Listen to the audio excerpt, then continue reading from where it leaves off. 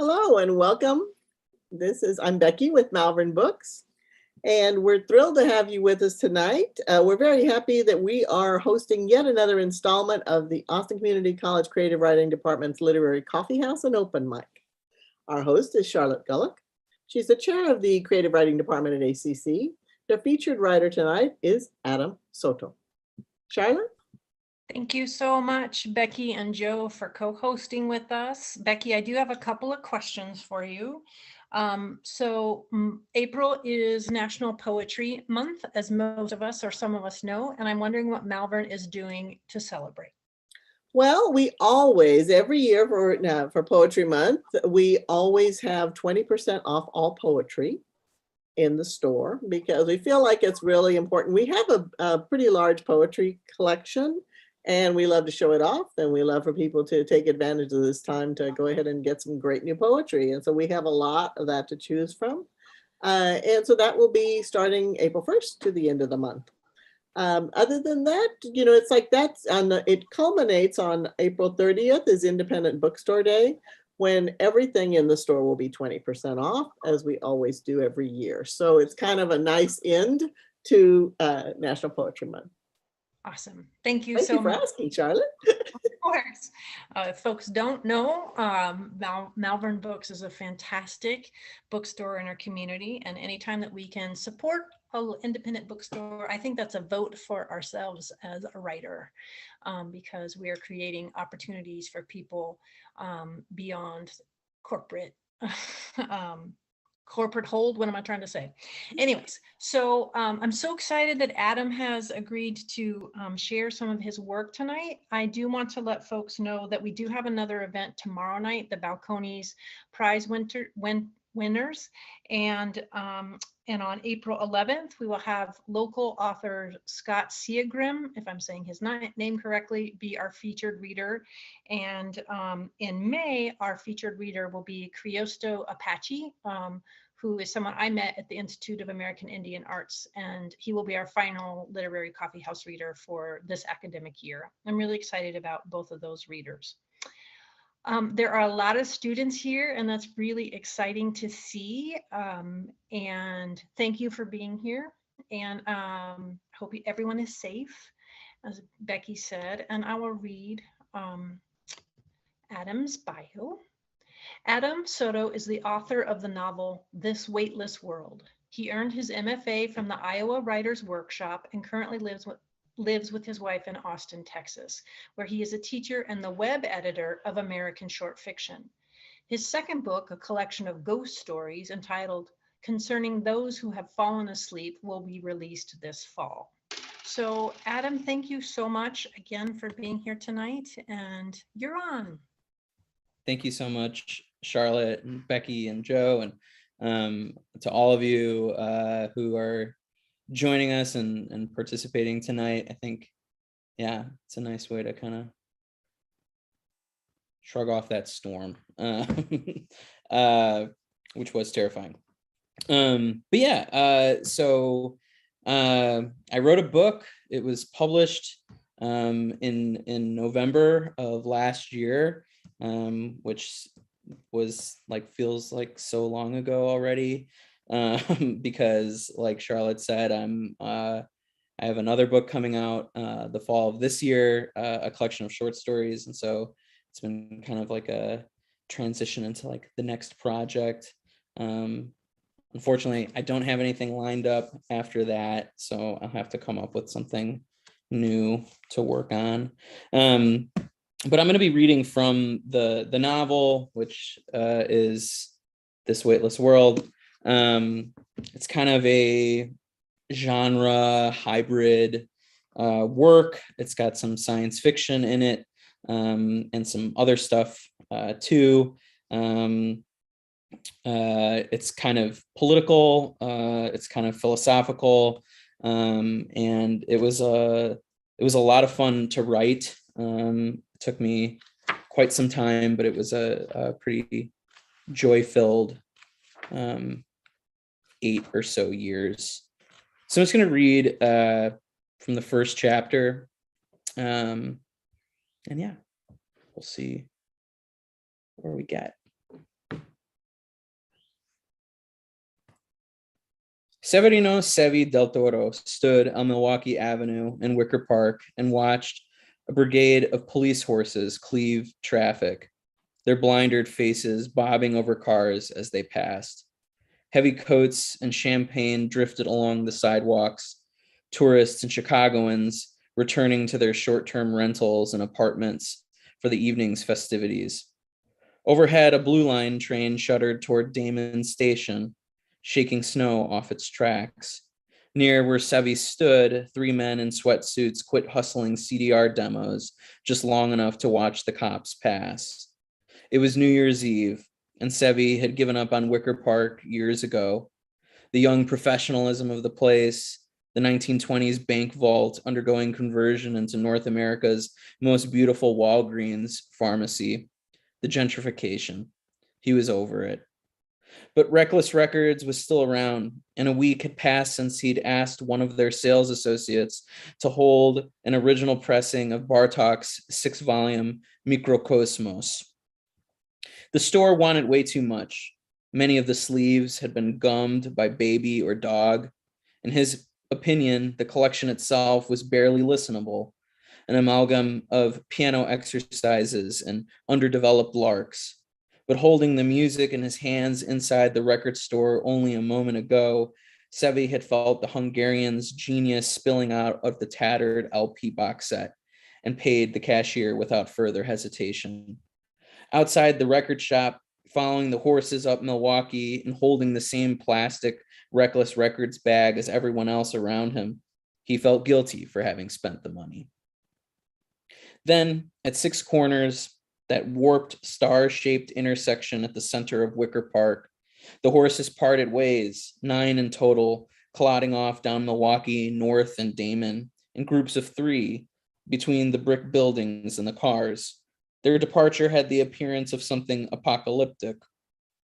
At the animal separation, the concrete flesh and steel of the street pitched to a petrified ring, as if on the last day of 2011, Chicago was nearing the end of the world, and in the ensuing stillness, Sevi was hearing the last echo of existence before the silence. In reality, in less than 6 hours, Wicker Park would be a minefield of vomit and abandoned shoes, glitter, fake eyelashes, and those plastic commemorative 2012 frame glasses, a neighborhood filled with drunken revelry. Records in tow, he hurried home to heat up some carnitas and listen to the box set's first 66 tiny tracks, books 1 and 2.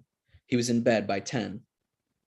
In the morning, feathers of snow listed outside the apartment's bay window, and the city's bathwater light wet the peeling wood floor. Further off, runny clouds blotted the sky.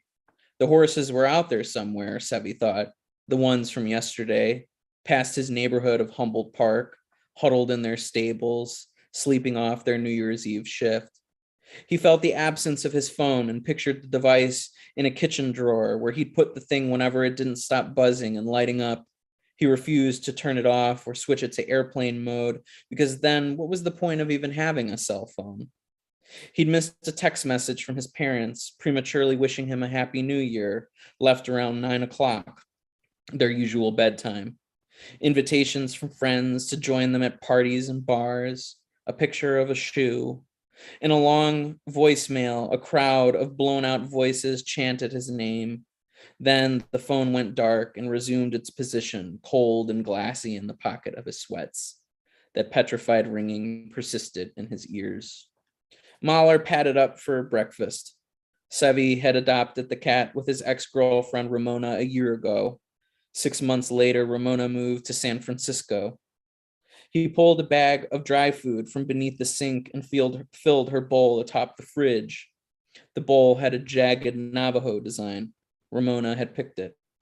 In 2 weightless movements, Mahler drifted from the floor to the sink's edge to the top of the fridge. Sevi remembered waking up, how before he knew he was a person, he'd known he was alone. He noticed a section of eggshell white wall next to the bed he swore he'd never seen before.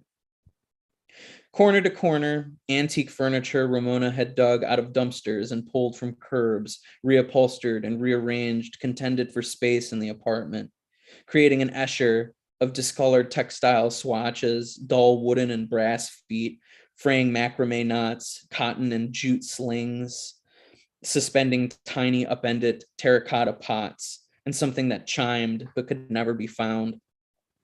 Coming home at times had been for Sevi like walking into a thrift shop in a city he'd never visited before. More of the same, but somewhere else. At night, under the glow of an incandescent bulb or by candlelight, depending on Ramona's mood, the apartment had replicated any number of interiors featured in the vintage Playboys and Better Livings she also collected. All the furniture remained Ramona had left at last, forming a familiar labyrinth. Dust cast an umber shadow around the Danish coffee table. Trapped but comfortable, he'd navigated his way back to the record player in the living room and was reaching to put on the next vinyl when his pocket vibrated. No matter who it is, I'm not answering it, he thought. It was Ramona. He answered. Turn on the TV, she said. She'd left behind a 22-inch, and he'd given it away out of spite before realizing he liked having a TV. Stream the news on the internet. You need to be watching the news. He cleared his browser of whatever awful thing he'd looked up last and loaded the BBC. Trustworthy accents, transnational perspectives. He hated the British for everything else they did, from colonizing the world to the Beatles. Are you watching? Ramona asked.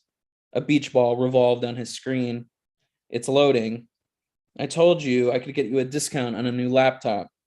I think it's the internet. It's not the internet. An embedded video player streamed the black screen. Written across the center in white letters, the headline read, SETI to make a groundbreaking announcement. He'd already forgotten Ramona's face somewhat. It wasn't disappearing, but transforming against his will. Punishment for having taken her face for granted, he thought. He was plagued with questions. Was her nose aquiline? Did aquiline mean Mediterranean? How many freckles were left on her right cheek? She'd lost or gained a few. Of her small, mobile mouth, constantly poised, she had a soft overbite. The only thing he remembered with certainty was her recessed canine, a tooth like the pretty, shorter girl shouldered out of pictures with tall friends. Maybe her face didn't matter. Maybe that memory was too superficial. What about who she was, who she really was, deep down inside, as they say? Could he recall that? What about her humors, the aspects of her personality worn not on her skin, but lining the insides of her organs, her soul, which lilted on her breath? All that information had mostly left him too, smoothed over by longing into a generic wash of ideals. She was funny, she was smart, she got him, she listened. It was all so non-specific he could have a seizure. Certain notes to her laugh were leaving him. Laughter had been like a bird language between them. It could communicate the essentials, love, hunger, danger, for miles. They had these voices. Ramona did this German schoolboy thing, and Sevi had this Iranian gynecologist character. It was kind of ignorant, but they could get totally carried away, practically screaming until their stomachs killed. He would destroy her trying to remember her, like listening to a favorite record too many times. Are you still there? She asked. I'm here in the apartment in Chicago. Are you home? He said. He tried to concentrate on her voice, the screen, the phone sliding down his face. How had they wound up in two different places? I'm home. What do you think it's going to be? Life, Sevi. Then the only sound traveling between them back and forth across America was their breathing. The petrified ringing had stopped. A tartan scramble lifted from Sevi's feed to a live stream of an almost empty parking lot at what he assumed was the SETI headquarters. A few Priuses, a Nissan Leaf against the administrative brick structure, a coral sunrise flare. In the foreground on a hill overlooking the lot was a small cordoned off section for media. Correspondents and crew talked and gestured under the whipping white tents, handed one another coffee and daubed lipstick. Someone said shit, and the screen snapped to a cheap computer animation of a fuchsia orb hanging in black space. Breath caught on a microphone. Everyone was asked to get settled. The orb began to move around two white glowing masses. Whatever the orb was, it did not complete a total revolution before the animation looped again. Sebi wondered if this was a glitch. Somewhere, people were still getting settled. Are you getting the SETI feed? He asked Ramona. Yeah, it looks like crap. Are we ready? A female voice asked over the feed. I believe we are, a man said. The fuchsia entity sliced another partial orbit around the stars. Ladies and gentlemen of the media, and all of you following along at home, my name is Dr. Jill Tarter, Bernard M. Oliver Chair for SETI Research, and I'd like to welcome you to an exciting press conference here at the Carl Sagan Center. As you can tell by our graphic, it's a little impromptu, but I assure you this news cannot wait. We have asked all of you to join us on such short notice this New Year's Day to announce that the search for interstellar company is over. We have discovered extraterrestrial intelligence. Sevi's hearing came in and out. There was talk of the vastness of the universe, how many stars had planets, and how many of those planets could potentially sustain life. But Ramona had called. He let out a few speculative hmms and tried to keep track of his breath as his heart did something like ragtime. Evidently, they'd been reporting on the signal for months on scientific blogs, only they'd been referring to it as a series of anomalous blasts, and nobody had paid it much mind. Debuting ET on New Year's Day was part of a marketing strategy. Carl Sagan and other radio astronomers warned us as early as the 1960s that contact would bear little resemblance to the kinds depicted in science fiction films and books. We'd just as likely discover an infant signal from 1,000 light years away as anything else, a distance so great we would hope for little in terms of two-way communication.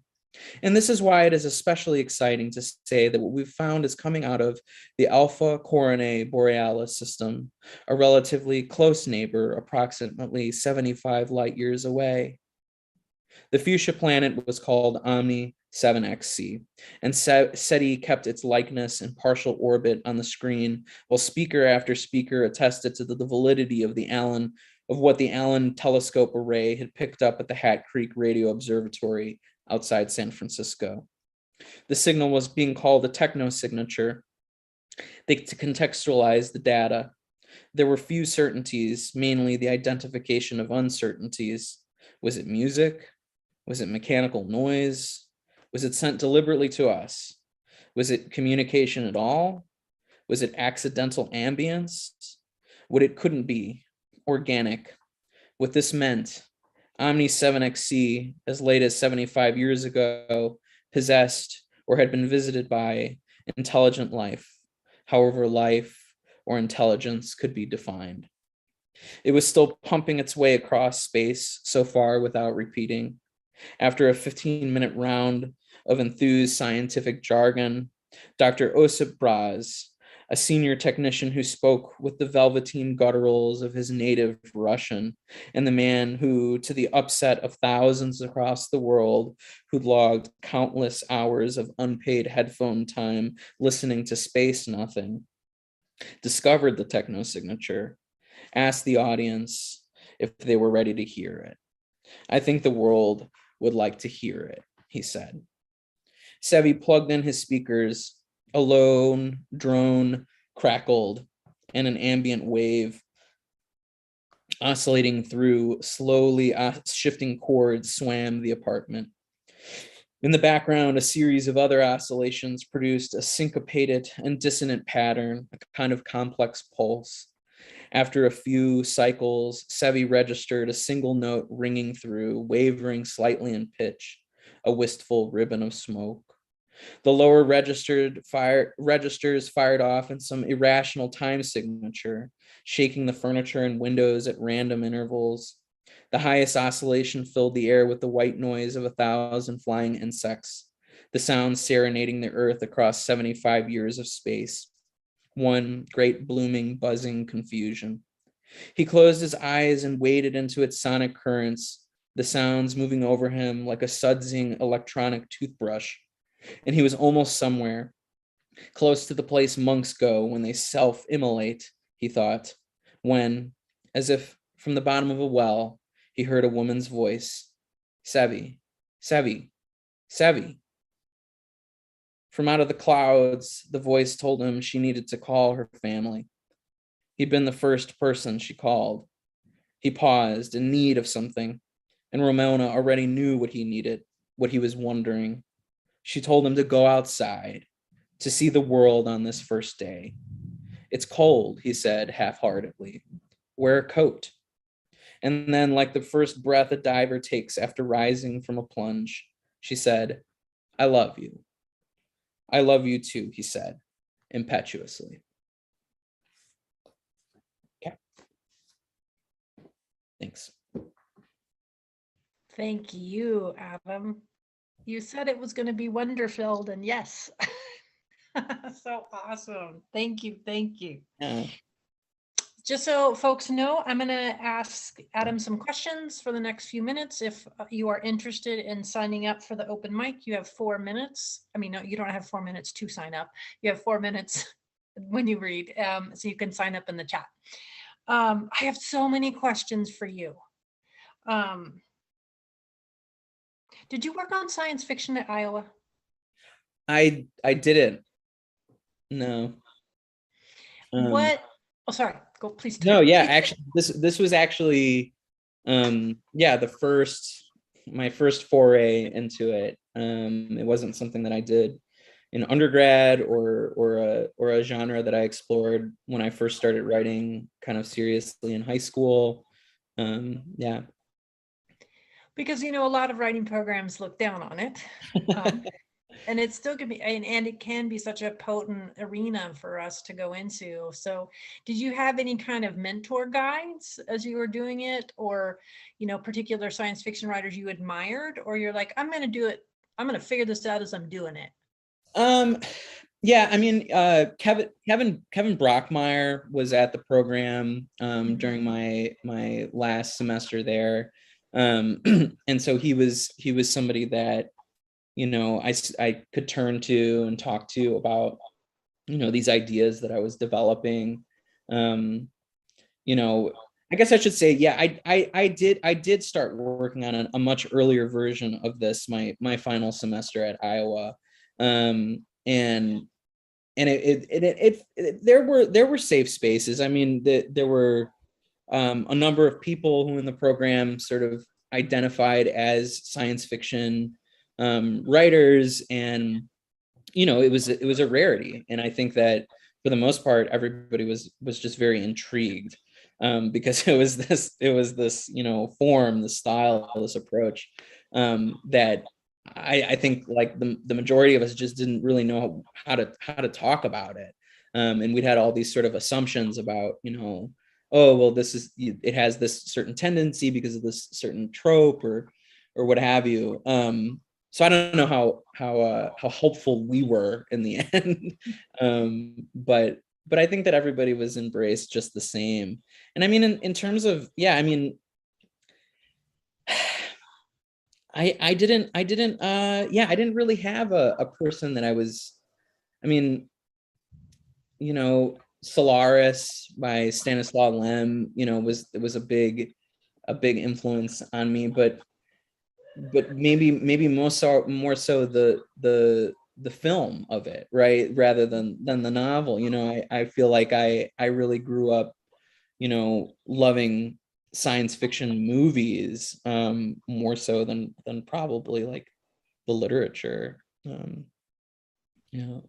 Cool. Thank you. What is that line? The laughter was between them like bird song. I didn't get it Yeah. quite right.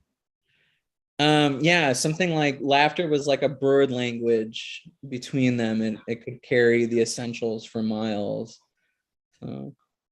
How's that work for you? Like you're just cruising along and that comes to you, or is it like, because that's such a, you have so many incredible analogies in the piece. Like we have ragtime, we've got classical. There's a lot of music in it. So how's that work for you? Is that a first draft thing, or is that a revision thing, or do you even know?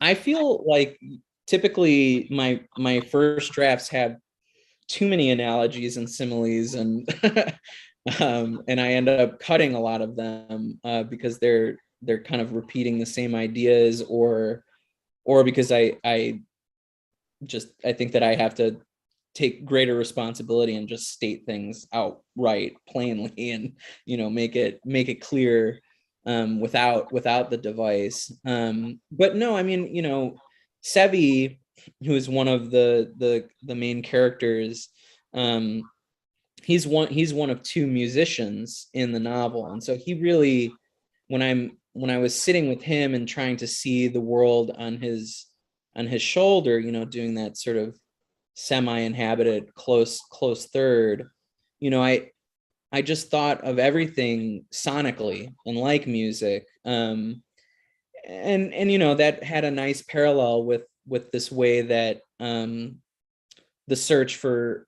extraterrestrial intelligence is depicted in popular media, especially with the novel and the film Contact by Carl Sagan, that it's something that it's like we're listening for them, right? And so I kind of kept playing with this idea of like how many musical analogies can I kind of throw into this opening sequence where they're hearing it for the very first time.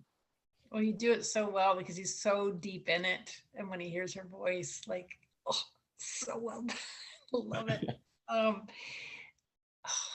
was going to ask you something else. I'm also really struck by that tooth description. Uh-huh. Just so good. So you worked on it for 8 years. Yeah. And I think that would probably be really, I know what I was going to ask you. Can you say a little bit more about the notion of being more responsible and saying things outright rather than saying them through analogy or image? That's a really interesting idea. Yeah, I mean, I don't think maybe responsible makes it seem like it's like an ethical decision or something like that. But I think that for me, as a person who didn't identify as a science fiction writer, but I did identify as, I guess, what you would call like a prose stylist. For me, the lyrical, the sort of prose pyrotechnics, those are the things that I've always really been attracted to as a reader, and something that I've tried to emulate as a writer.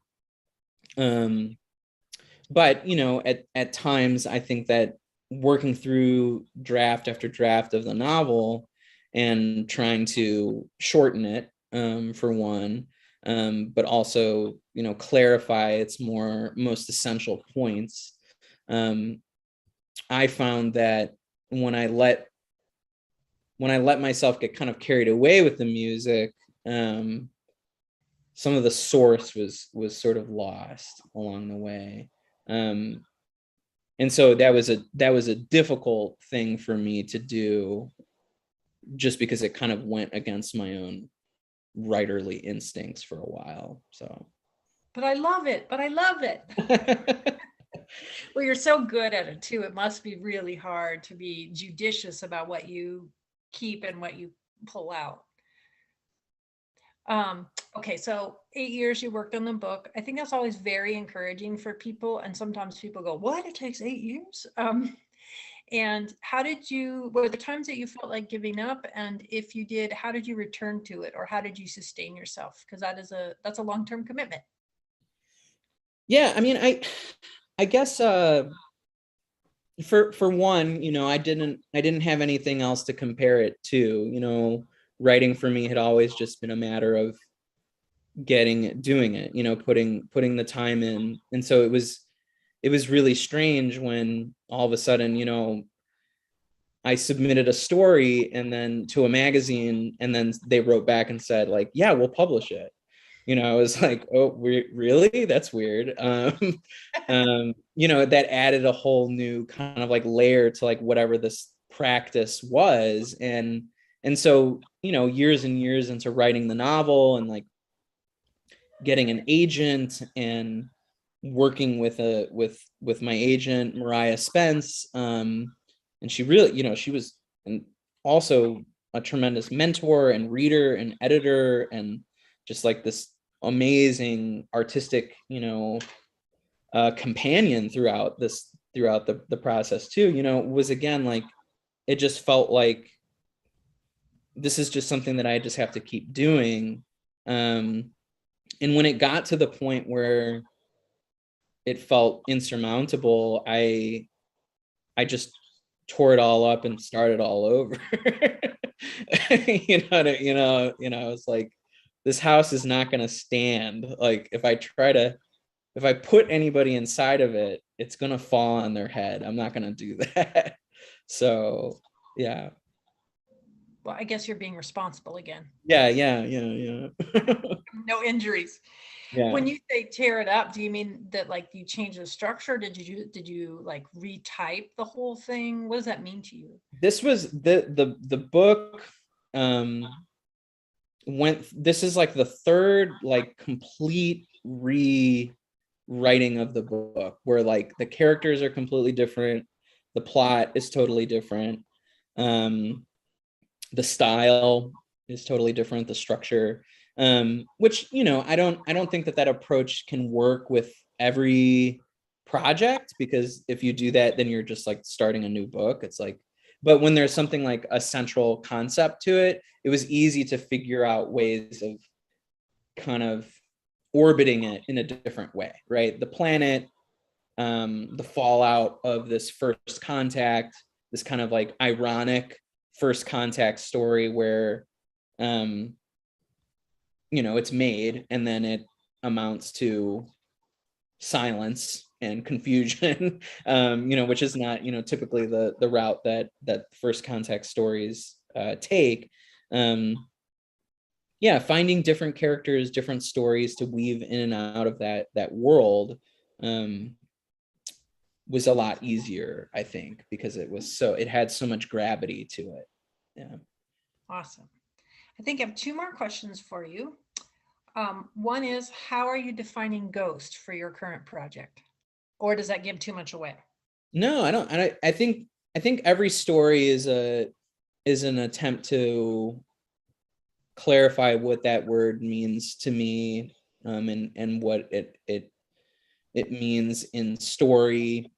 There are stories where there are definitely like traditional sort of specters who are chasing after some people, or are hanging out in the shadows, something that is very much related to a spirit, but in other ways, which a lot of writers have played with this concept before. I mean, it's sort of central to like the Gothic horror story, but it being something like memory or regret, something that has to do with the person who's perceiving it, right, and what that means, and then a blurring of those two different extremes, I think, and playing with this idea of a kind of the possibility of like a middle space where something can be a little bit of both, I think. And then also thinking about ghosts in terms of kind of like a post-human digital virtual space.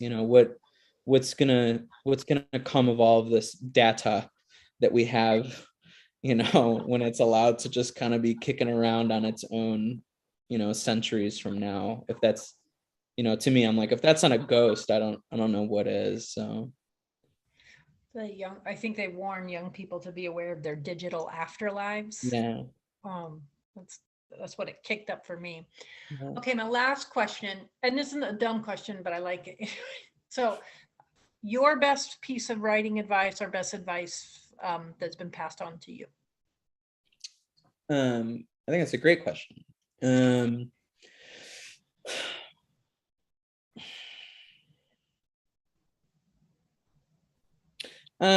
I think this is a little like craftier than it is like maybe like inspirational. But Peter Orner, who he was a workshop teacher at Iowa too, sort of had this way of breaking down his favorite stories, and just sort of like identifying like what what gave you like your footing in the world, right? And like what made it real. And in some ways, like sometimes that was kind of like the hook of the story, but it was also just like it was the thing that you could grab onto. And he was really adamant that it just had to be one thing. And that like, you could really, struggle with plot or characterization, and maybe even your prose style was like not super intriguing, but it got the job done. But like if you could like establish a setting, and just like a real sense of place and time, and if you could do that efficiently and quickly, uh, you could grab hold of your reader, that was the ticket to their attention, right? And I love that. I love the idea of, you know, uh, not just playing to your strengths, but like bending your weaknesses around it in this like kind of crafty, clever way. And like the weird, you know, scenarios you write yourself into because of those variables, and then you're, all of a sudden, I don't know, there's all of a sudden you're dealing with a horse, and you don't know why, but there's a horse there now, and like there's your story. It's the horse story, so That's so wonderful. Like what is the thing? Yeah, to rephrase it, the thing that is real to you. yeah. And you said the ticket to their attention. Yeah. That's awesome. Thank you so much, Adam. Thank you. Really been a pleasure to get to hear your work and ask you some nutty questions. Wonderful. So if anyone is interested in reading at the open mic, please put your name into the chat.